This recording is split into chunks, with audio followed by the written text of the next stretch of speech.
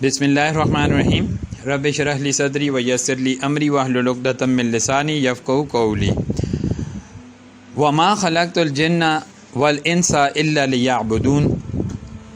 ہم نے جن اور انس کو اپنی عبادت کے لیے پیدا کیا، یا دوسرے طریقے سے اس کا ترجمہ کرتے ہیں تو وا اور ما نہیں خلقت پیدا کیا ہم نے الجن جن کو والانس انسان کو اور انسان کو الا مگر لیعبدون واسطے عبادت کے، یعنی اور ہم نے نہیں پیدا کیا جن و انس کو سوائے اس کے کہ وہ عبادت کریں، یعنی عبادت کے علاوہ کسی اور کام کے لیے پیدا نہیں کیا۔ انسان کو دنیا میں حکمرانی کرنے، مال و دولت کمانے، علوم و فنون میں مہارت حاصل کرنے اور دنیا کی تمام نعمتوں سے فائدہ اٹھانے اور کائنات کی تمام اشیاء کو کام میں لانے کی اجازت ہے، لیکن اس کے ساتھ ساتھ اس کو یہ بھی حکم دے دیا گیا کہ وہ اس خالق کائنات کے سامنے گردن جھکائے اور اس کی نعمتوں کا عملی شکر ادا کرے، ورنہ کھانے پینے رہنے سہنے میں انسان اور حیوان دونوں شریک ہیں۔ در حقیقت انسان کا کمال روحانیت کے بغیر ناممکن ہے، اور روحانیت کا ارتقاء عبادت سے ہی ہے۔ جس طرح جسم مادی اشیاء سے پرورش پاتا ہے، اس طرح روح عبادت سے ترتیب و تقویت حاصل کرتی ہے، تربیت حاصل کرتی ہے، اس کو جو ہے ایک پیٹرن ملتا ہے، روح کو تسکین ملتی ہے، روح زندہ رہتی ہے، روح جو ہے اپنے اللہ کے سامنے جب پیش ہوں گے تو وہ حساب کتاب جب ہوگا تو اس وقت یہ روح ہی ہوگی، اور یہ ایک کمپلیکیٹڈ مسئلہ ہے کہ روح خود کیا ہے۔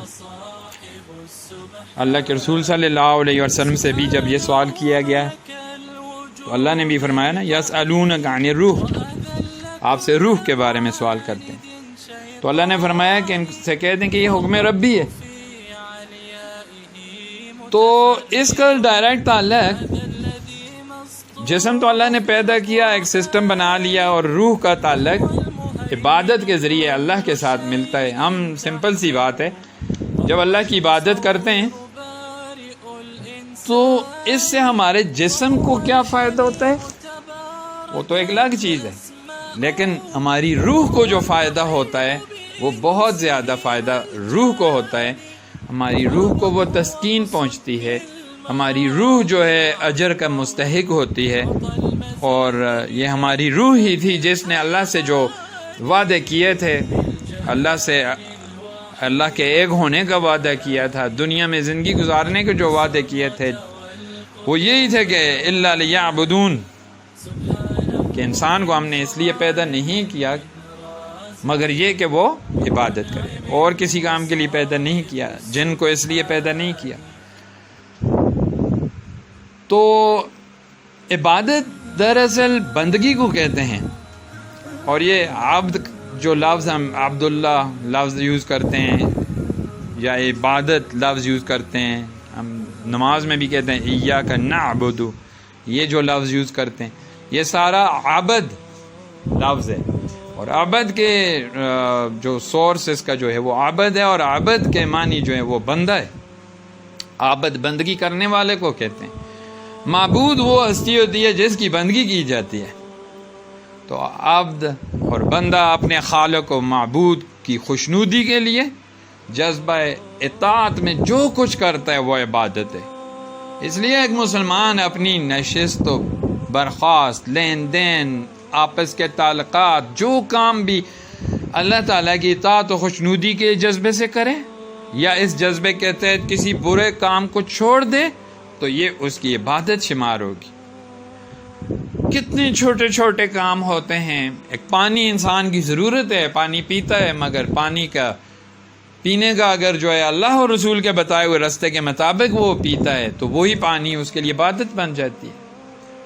وہ پانی پیتا ہے تو بسم اللہ کر کے پیتا ہے، بیٹھ کے پیتا ہے، طریقے سے پیتا ہے، سانسوں میں ایک سلسلہ جو اللہ کے رسول صلی اللہ علیہ وسلم نے بتایا اس کے مطابق پیتا ہے اور 3 سانسوں میں پی کے اس کے بعد جو الحمدللہ بولتا ہے، تو یہ سب اس کے لیے عبادت میں شامل ہو جائے گا، اس کا اس کو اجر ملے گا، اور یہ سب کرنے سے اس کے دل کو اطمینان ہوگا، اس کا ایمان مضبوط ہوگا، ایمان بڑھے گا، وہ اللہ کے ساتھ تعلق جوڑ دے گا۔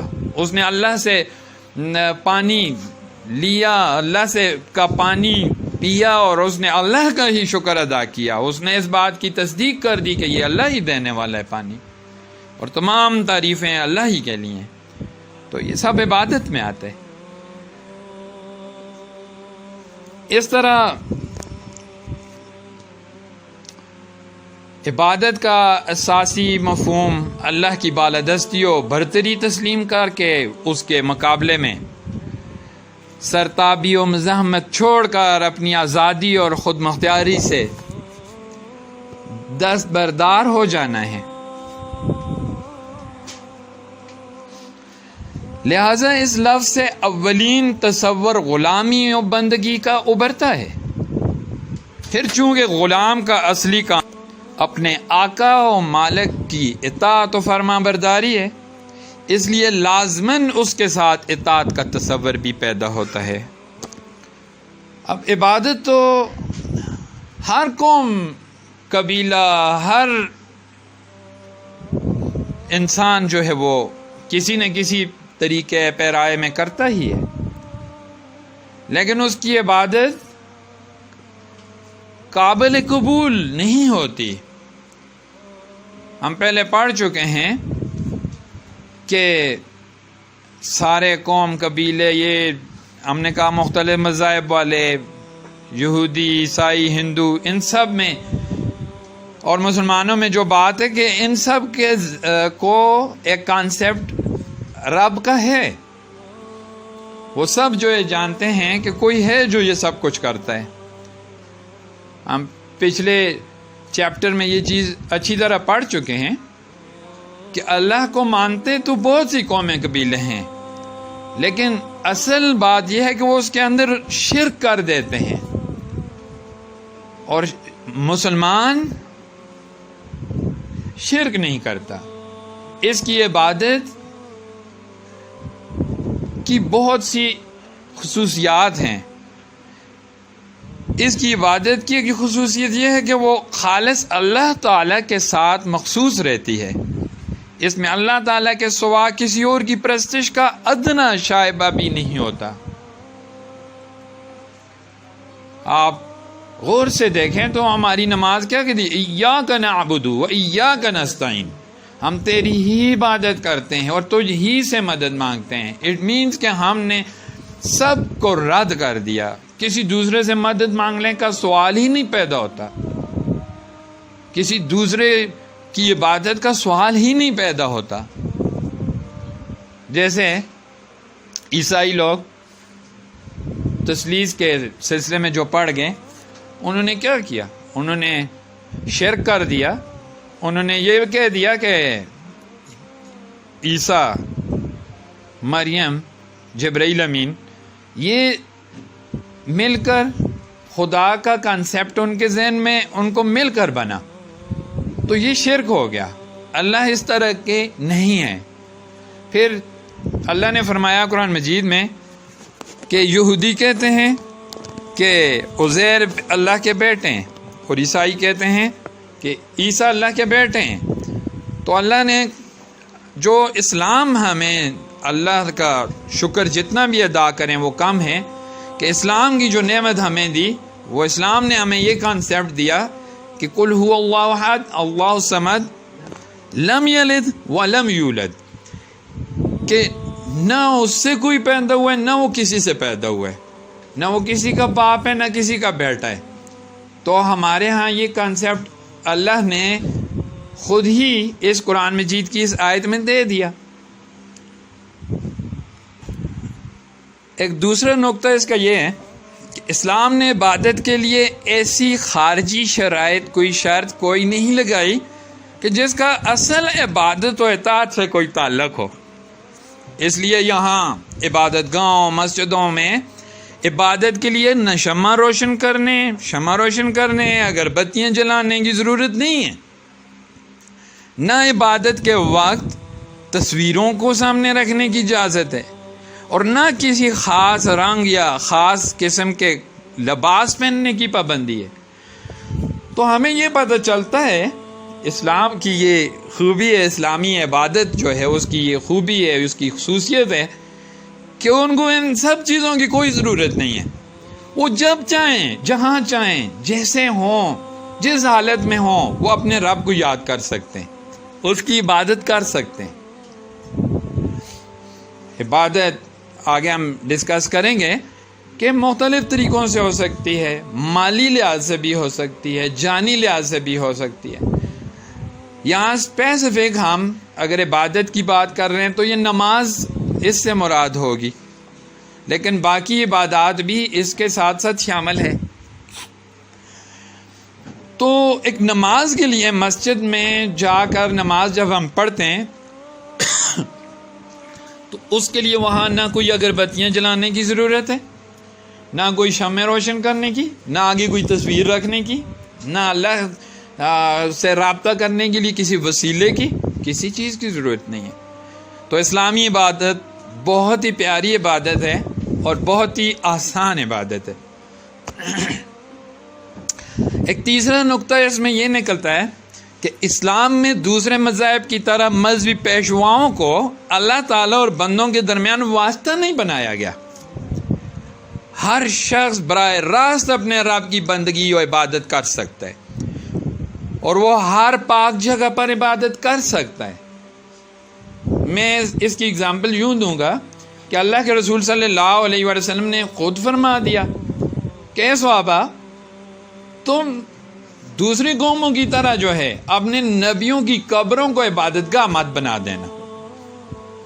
تو اس کا مطلب یہ ہوا کہ نبیوں کو بھی یہاں پر واسطہ، ایک سورس، ایک پیشوا درمیان میں ایک واسطہ نہیں بنانے کی اجازت، بلکہ ڈائریکٹ اللہ سے مانگنے کی اجازت۔ اللہ خود فرماتے ہیں قرآن مجید میں آیت ہے کہ وَاسْتَعِينُوا بِالصَّبْرِ وَالصَّلَاةِ، مدد مانگو اللہ سے صبر کے ساتھ اور نماز کے ساتھ۔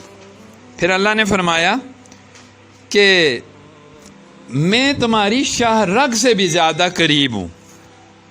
تو اللہ نے فرمایا مجھ ہی سے مانگو، اللہ نے فرمایا میرا ہی شکر ادا کرو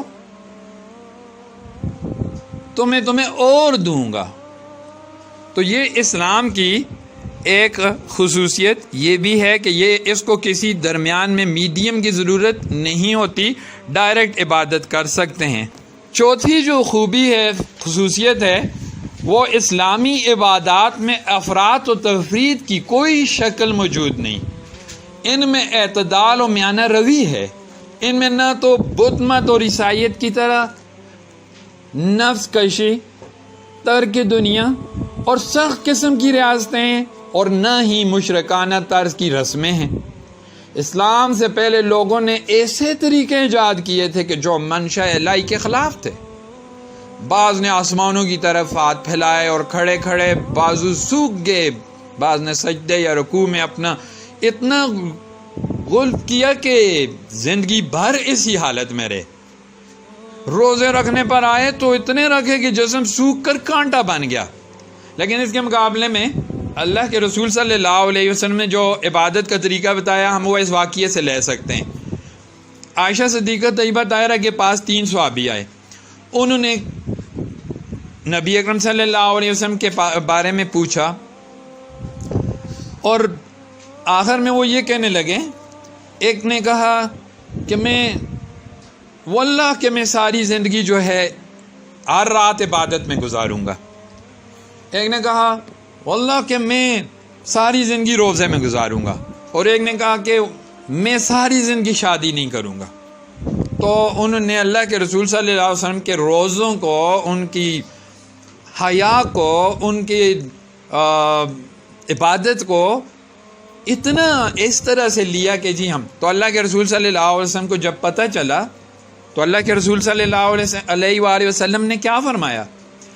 ان کو فرمایا، بلایا اور فرمایا کہ تم میں سے کوئی ذرا برابر بھی مجھ سے آگے جانے کی کوشش کرے گا تو وہ گمراہ ہوگا. اور نبی اکرم صلی اللہ علیہ وسلم نے فرمایا کہ میں نے عبادت بھی کی ہے لیکن میں نے آرام بھی کیا ہے. میں نے روزہ بھی رکھا, میں نے افطار بھی رکھی, افطار بھی کی, یعنی کہ روزہ نہیں بھی رکھا. آج ہم دیکھیں, غور کریں تو اللہ کے رسول صلی اللہ علیہ وسلم نے کبھی روزہ رکھا ہے کہ کبھی روزہ نہیں رکھا. جیسے نبی اکرم صلی اللہ علیہ وسلم کا معمول تھا وہ سموار اور جمعرات کا روزہ رکھنے کا, اسی طرح 13ویں 14ویں 15ویں کے جو دن ہیں ان میں بھی, ہر اسلامی مہینے کے اس میں بھی, لیکن مسلسل روزے نہیں رکھے. تو اللہ کے رسول صلی اللہ علیہ وسلم نے فرمایا کہ میں نے شادیاں بھی کی ہیں. تو دوسری جگہ ہم ہر خطبہ میں, ہر آپ میں سے ہر ایک جمعہ میں, نماز میں, یہ خطبہ میں سنتا رہتا ہے کہ جس نے جو ہے وہ اس طرح کی کوئی اللہ کے رسول صلی اللہ علیہ وسلم سے آگے جانے کی کوشش کی تو اس نے بدعت کی, اور جس نے بدعت کی تو وہ گمراہ ہوا, اور جو گمراہ ہوا اس کا ٹھکانہ جہنم ہے. یہ اس خطبے کے الفاظ پر غور کریں تو اس کا یہ ترجمہ ہے. تو اس سے پتہ چلا کہ اسلام میں یہ چیز نہیں ہے. اس کے ساتھ ساتھ کہ یعنی کہ اس میں بہت ہی زیادہ بڑھ کے عبادت کرنے کا یہ طریقہ نہیں ہے. ہمارے اکثر بھائی کیا کرتے ہیں, راتوں کو میں نے 100 رکعتیں پڑھی ہیں, دوسرا کہتے ہیں میں نے جی 150 رکعتیں پڑھی ہیں, ایک کہتے ہیں میں نے جو ہے آج رات میں 200 رکعتیں پڑھی ہیں. اللہ کو تمہاری یہ کوانٹٹی ضرورت نہیں ہے. عبادت اللہ کو وہ چاہیے جو آپ نے دل سے کی ہو, آپ نے جو ہے اللہ کے سامنے رو کے کی ہے, اللہ کو راضی کر دیا ہے. عبادت اللہ کو ویسی چاہیے, اور کوانٹٹی نہیں کوالٹی پر زور دیں بھائیو. آپ جو ہے یہ کیا کرتے ہیں کہ اگر ہم بہت زیادہ عبادت کرتے ہیں لیکن اس میں ہماری عبادت بالکل اٹھک بیٹھک ہی ہوتی ہے, 100 رکعتیں پڑھی جاتی ہیں رات بھر میں, نیند طاری ہے اور عجیب غریب کیفیت ہے, سمجھ کچھ بھی نہیں آ رہی, اور اس طرح کی عبادت اللہ کے سامنے ہم رکھتے ہیں تو وہ عبادت اس طرح قابل قبول نہیں ہوگی.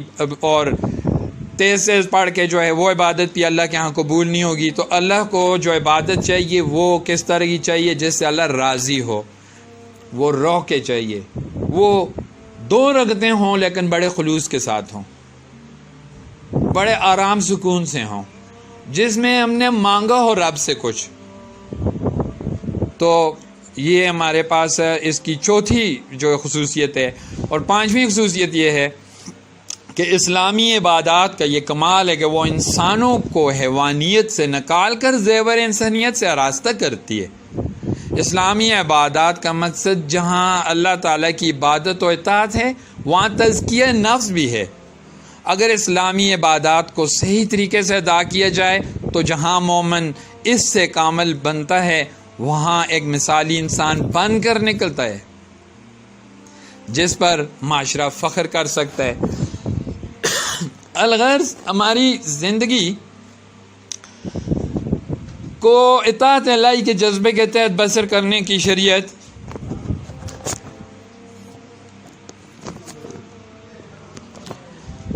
تو اطاعت الہی کے جذبے کے تحت بسر کرنے کے لیے شریعت نے نماز, روزہ, زکوٰۃ, حج 4 عبادتیں ایسی مقرر کی ہیں جن کی وجہ سے انسانی اعمال کے تمام شعبے منظم ہو کر اللہ تعالیٰ کی اطاعت کے تحت آ جاتے ہیں.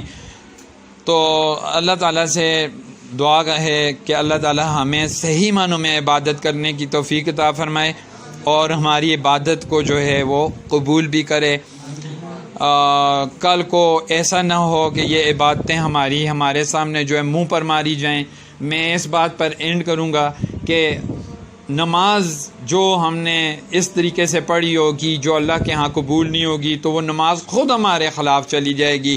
قیامت کے دن ہمارے سامنے یہ نماز کہے گی اللہ اس کو ہلاک کر دے, تباہ کر دے, جس طرح اس نے دنیا میں مجھے تباہ کر دیا. تو کیا کریں گے ہم اس وقت؟ تو ایسی عبادت نہ ہو.